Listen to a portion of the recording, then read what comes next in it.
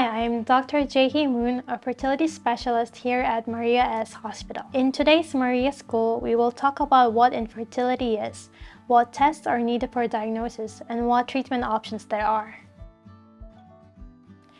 Infertility is a condition in which a couple is unable to achieve pregnancy even after 12 months of unprotected sexual intercourse. In such couples, we recommend visiting fertility centers to receive full testing and specialized help. No, not really. Women aged 35 years and older are advised to visit fertility centers after 6 months of infertility. There isn't any strict guideline regarding when to visit the fertility doctor, which is why couples worried of infertility can come visit at any time. Again, there is no strict answer to this question. However, because various tests have to be done at designated times during a woman's menstrual cycle, it is best to visit a fertility center on the 2nd to 3rd day of the menstrual cycle to receive all tests in a chronological order. 40% is caused by female factors, while the other 40% is caused by male factors. 10% is caused by both male and female, and the remaining 10% is unknown. Female causes of infertility are ovulatory dysfunction, uterine and tubal factors, while male causes include poor sperm quality and structural and functional abnormalities. It is ideal for couples to visit the doctor together so that more than enough time can be given to reproductive counseling. However, if it is difficult, they can always come separately. So far, we talked about the definition and causes of infertility. Now we will go into detail of what tests should be done here at Maria's Fertility Hospital.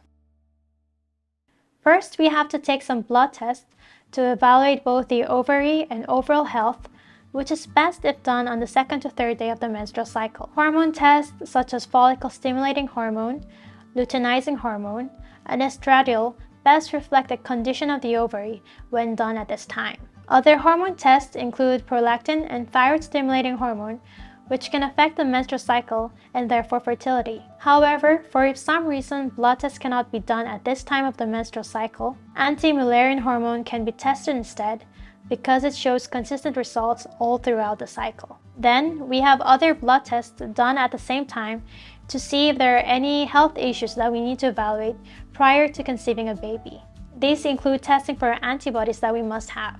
If not, vaccination follows. Second, we have hysterosalpingography. The salpingus is an important structure because it is where the sperm and egg meet and fertilize. Therefore, it is impossible to conceive naturally if both salpinges are occluded, which is why evaluation of the structure is absolutely necessary. We recommend taking hysterosalpingography on the 7th day to the 10th day of menstruation before the next ovulation begins. At this time, chances of being pregnant are very low and the endometrium is thin, making it easier to evaluate both the uterus and salpinges. The procedure is simple and takes only 5 to 10 minutes. First, a thin catheter is inserted into the uterus, through which contrast is injected, filling the endometrium and both salpinges. Then, several X-ray shots are taken to evaluate for uterine anomalies, polyps, myomas, and intrauterine adhesion, and also both tubal occlusion. If this exam shows such results, a hysteroscopic operation may follow after further evaluation. Although some may feel pain, the pain easily goes away after taking painkillers. For women who are sensitive to pain or are worried prior to the exam, they can always take an intramuscular injection of painkiller on the day of the exam for greater effect. Side effects are rare but can appear as urticaria, itchiness, dizziness, and any other kind. Nonetheless, most if not all side effects go away after a few minutes of rest. Women can go home anytime after the exam and return to daily activities.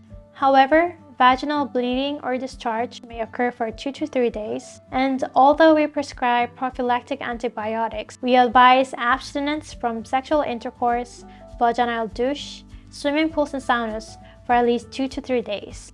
Third, we have to take a transvaginal sonography to evaluate the endometrial thickness and ovarian follicles. The exam is repeated at least 2 times during the infertility testing period. The first exam is done on the 2nd to 3rd day of menstruation to check for antral follicle count, which is another index to evaluate ovarian function. The second exam follows on the expected day of ovulation to check the endometrial thickness and see if the ovarian follicle has grown to an adequate size. The male also has some infertility testing to do as well. For the same purpose, blood tests and urine analysis are done. In addition, an exam for sexually transmitted disease is also done because infection may affect infertility. The most important exam for men is sperm analysis. Although this does not need to be done on a specific date, it is best to abstain from sexual intercourse for 2 to 5 days to obtain the best quality of sperm. After semen is gathered by masturbation, it is analyzed into 5 criteria which we use to assess the quality of the sperm. Today, we learned about infertility and its causes and the tests needed for a diagnosis. Although it is not always possible to find a definite cause of infertility, running an infertility examination helps us find the best way, the most effective way of becoming pregnant. Thank you for listening.